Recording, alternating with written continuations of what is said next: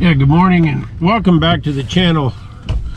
Awful nice to do these little videos and have a whole bunch of people watch them.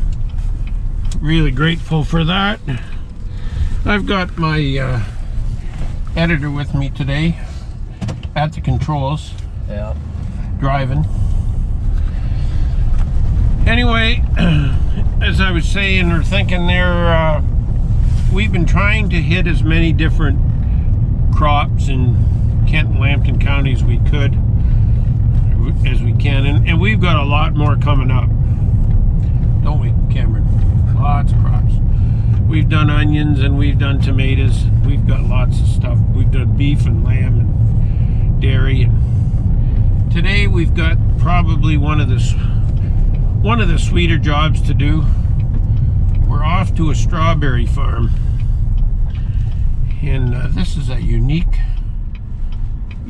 opportunity to see how they do this, and I think we're all going to learn something today. I know I will, because they're doing some things out here that I didn't even, up until a few years ago, I'd never heard of what they're doing. Anyway, Cameron and I are off. We're going to see what we can learn.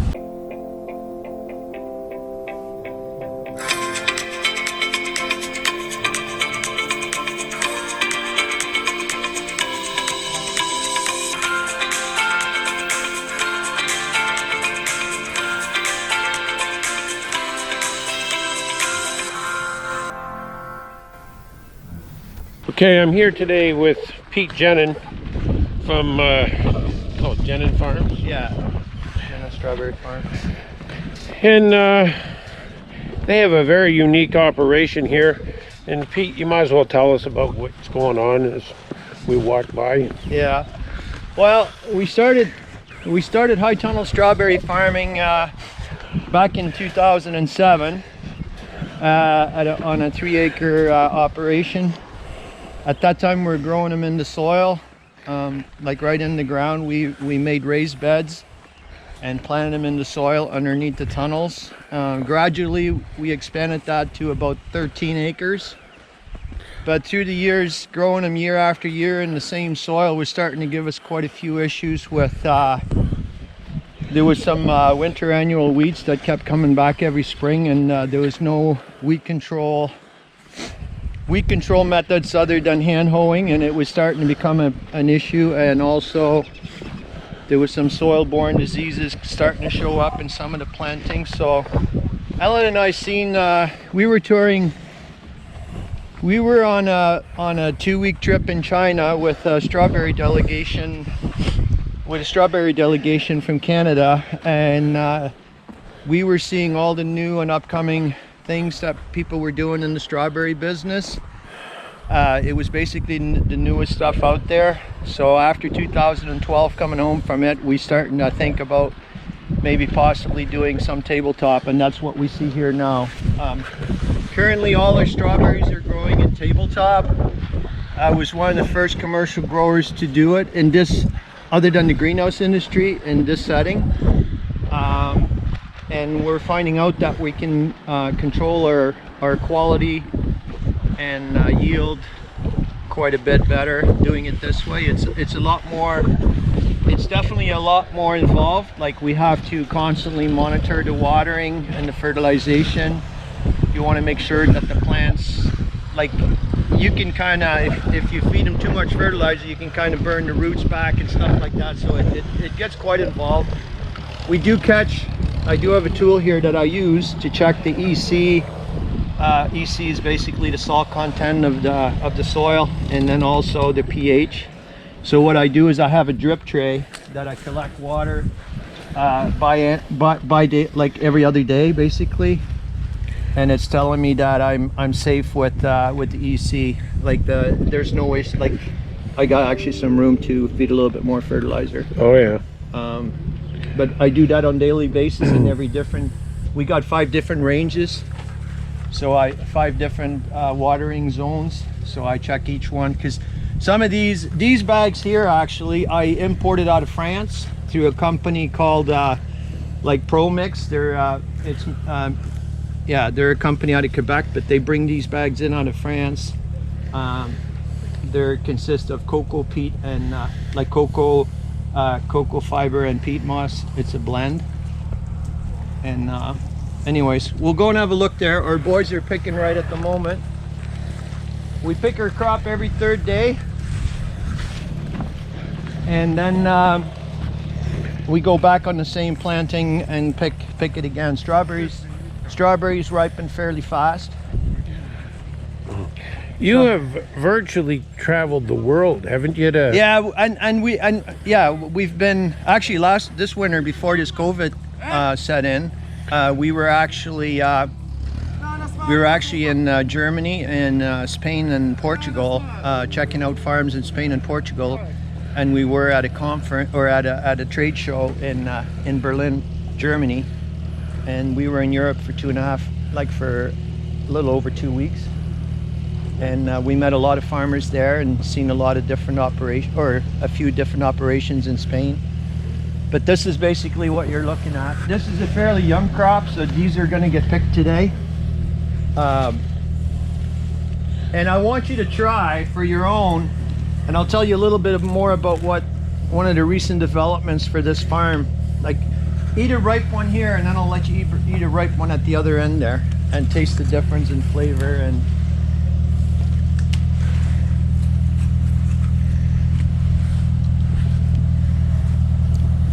this is a variety that I have been growing for a lot of years. It's been a really good variety. The stores like them, the customers like them. But I'm finding right now, since last year, beginning of last year, we joined up with Berry World, Masternardi Berry World. And the reason we did that is they give us all the marketing expertise. They do all the marketing for us. We're basically a contract grower for them. But the really unique thing about it is, or the nice thing about it is too, is we have, we're now able to grow their proprietary varieties That you couldn't get before. Yeah. Yeah. You have to. These are commercial varieties that any grower can get. But now, since we are a contract grower with them, I have a trial there, and I want you guys to try them, and you'll notice the difference. But we're looking forward to next year. There's quite a bit of difference in the flavor, and What about shelf life? and that is an important thing. As one of the biggest things we grow in strawberries is it's a very perishable crop. Like, we pick them, as you see, we're Yeah. picking right now. By Yeah. 10 o'clock, they're in the cooler, and by tonight, they're on a cooled semi truck going to the Wherever. central warehousing, Yep. wherever. So today's Wednesday, so then tomorrow morning they'll be in a store. They'll be at central warehousing in Mississauga tonight or Brampton tonight at 12 o'clock, and they get distributed, so they could be. And our berries are actually in the Chatham and Walsburg Walmart stores at the moment.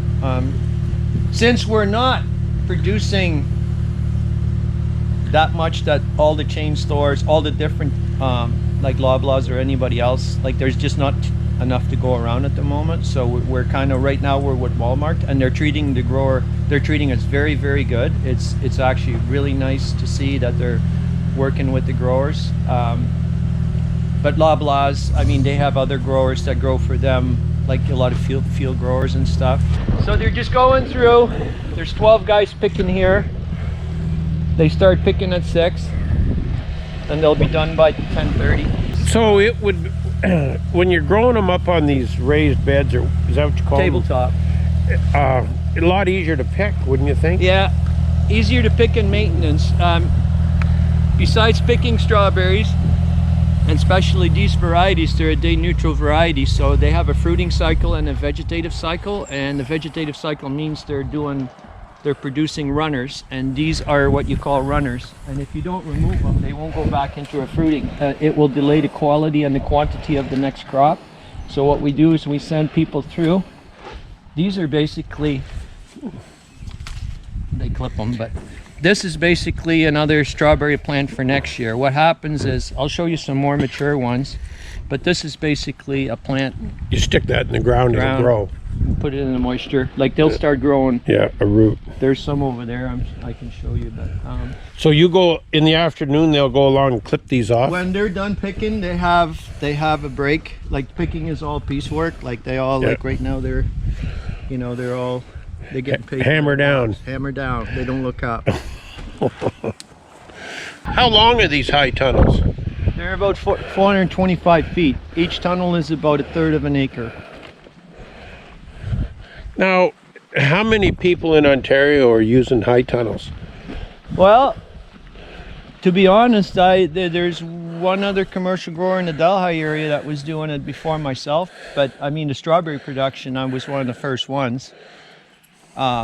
There's a few guys. There's a few guys in the Norfolk area that grow high tunnel peppers and stuff.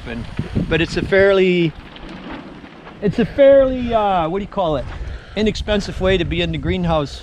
Well, it's a 3-season greenhouse basically. So you've got strawberries in different stages, so that you have continuous supply. Is that how it works? To a certain degree, we are going to be shut down for probably 2 weeks in about 10 days from now.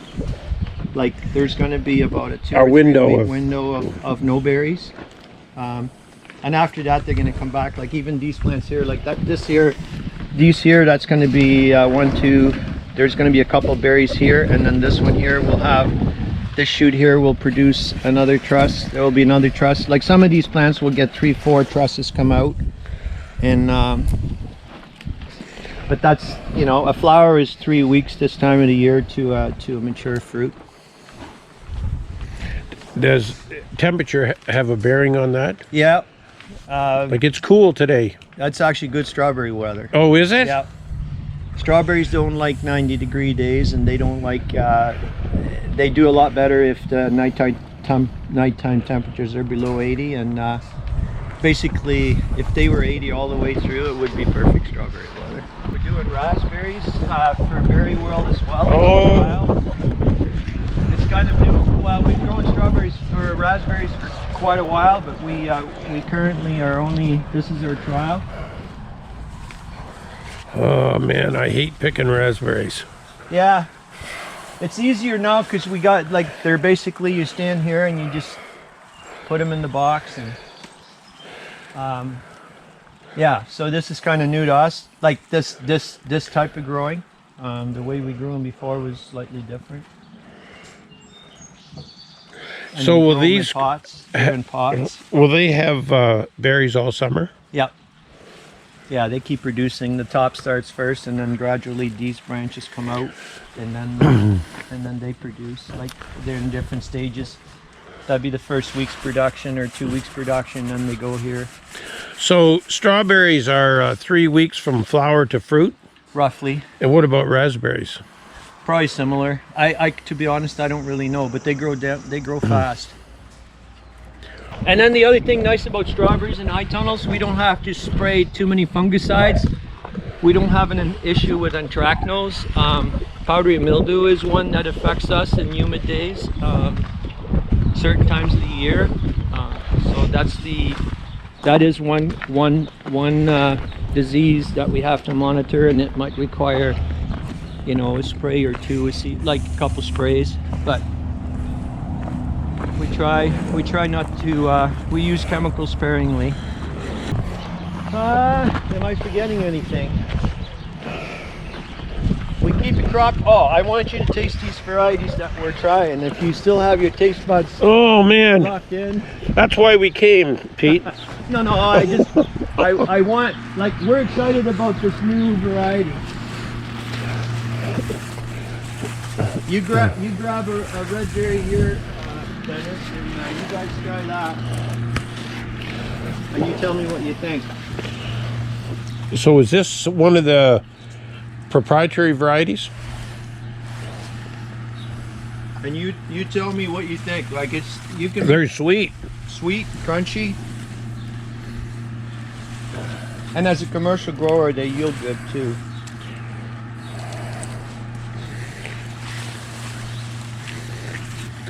Big difference. Big difference. Huge. As a grower, to see that in a consumer, when I had friends over not too long ago, and we're walking through here, and Yeah, like unbelievable difference. And that's a different variety again. This here, Three Rows is my favorite one. But those there have a distinct different flavor as well. Well, that's great.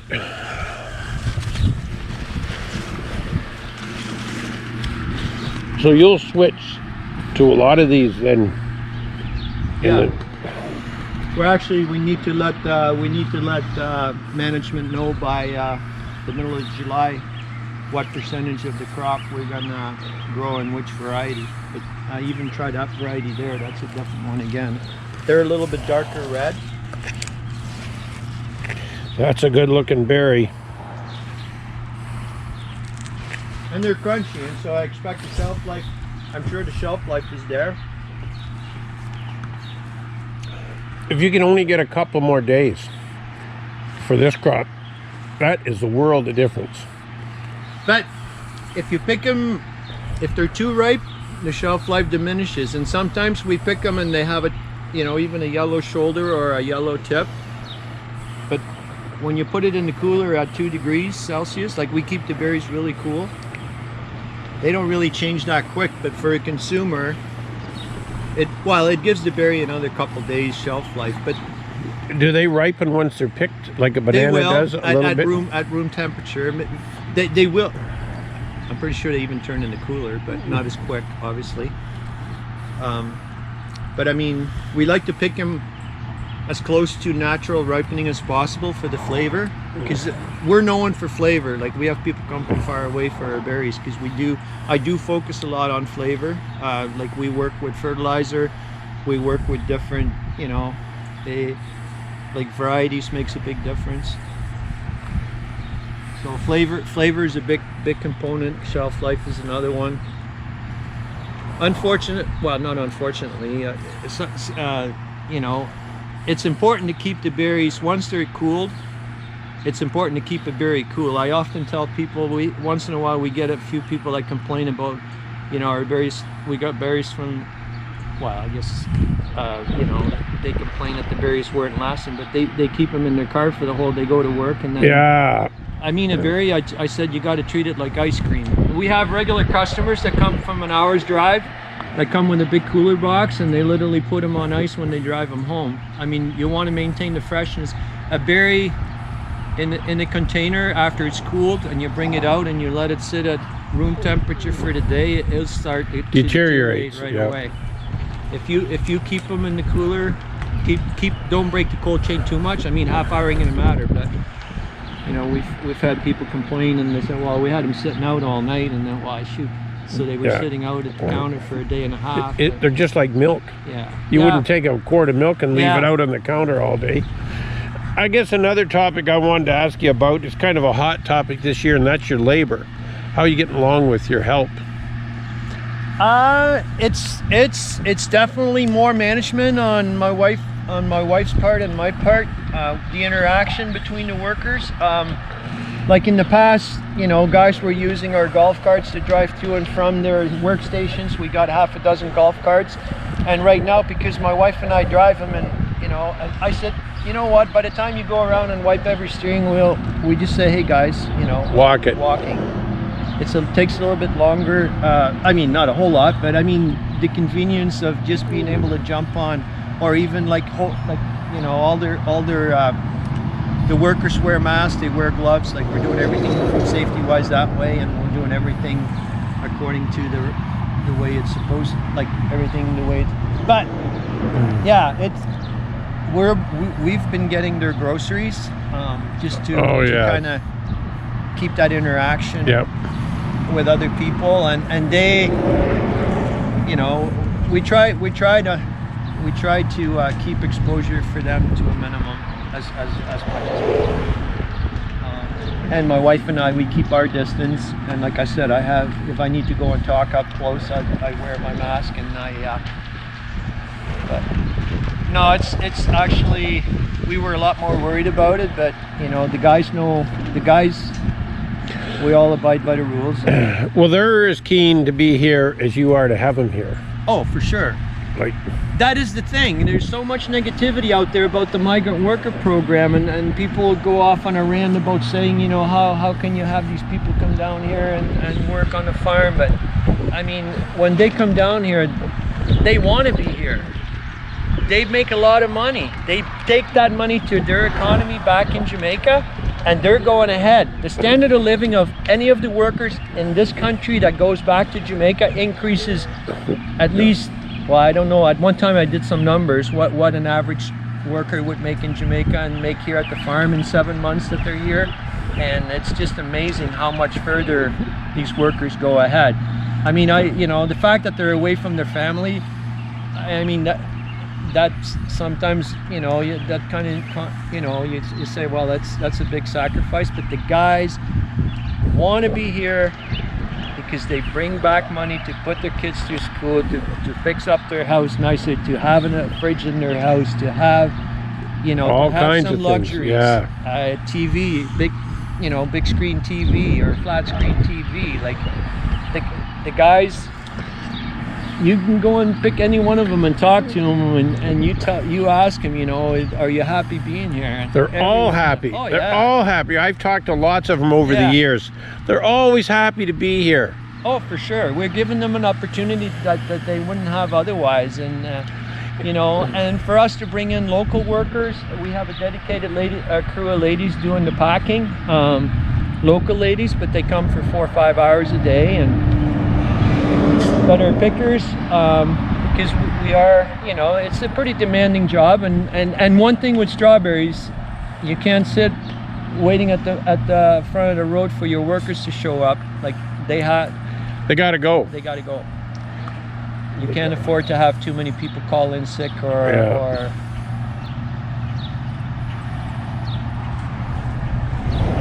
So this crop is a 2-year-old crop, and they're gonna get pulled out in the fall. And then what we do is we recycle everything. We basically spread the cocoa. We cut all the bags. So what do you do with these plants in the winter? What's the program? You throw them down on the ground, don't you? Last year, this is a 2-year-old crop. We put them on the ground and covered them up. And then in the spring, we put them back up on the wire, and we put the dripper lines back in it.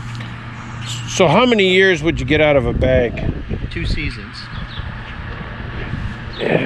2 seasons, and in Europe, a lot of farmers are just doing an annual crop, and they get rid of it each year. But I don't know. Right now, these bags are costing me a little bit more than what, because I'm importing them out of France. Like that's a lot of freight. Like it's a bulky thing to move. So they bring a container right here? Yeah. 2 containers, and next year if we go through more of the bags, it'll be 4 containers. And yeah. So this is the pack barn? Yeah.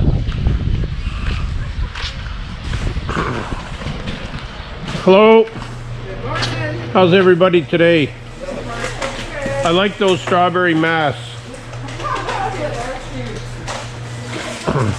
So these are ready to go to... Yeah. We're grading them. We're doing a last grade out and putting lips on them, and then they get then my wife there, she's putting them on the conveyor belt. They get a label put on them and a date stamp, and then tonight they're on the truck and they're in the store tomorrow, as early as tomorrow. So they get all date stamped, and then we repack them, and we have a cooler room there. We can go around this side. So are they picking into those clear poly? Yeah.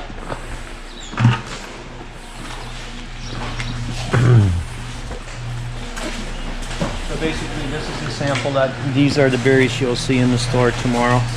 So does it have your farm name on them? Just an initial. So when you go to buy berries... they're traced right back. Yeah, when you go to buy berries, you want to make sure you see the PJF. Actually, we're the only grower that grows for them currently in North America. For Walmart? No, for Berry World. Oh, Berry World, okay. Oh, so you're it. We're it for Berry World. We pack them, and we ship them out. We ship them out tonight, they be going out.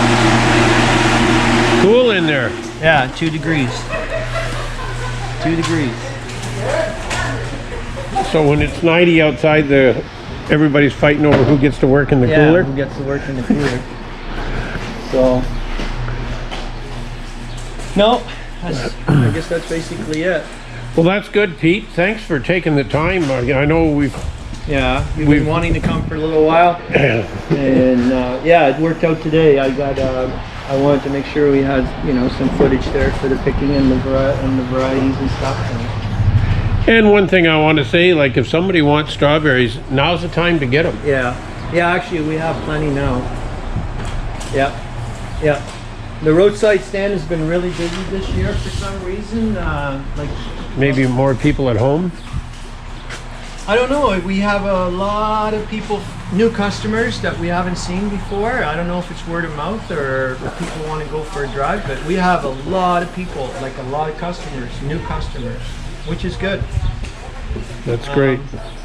No, it's we're excited about the industry. Like, you know, my wife and I have been at it for a long time. We do travel a lot. We talk to a lot of people.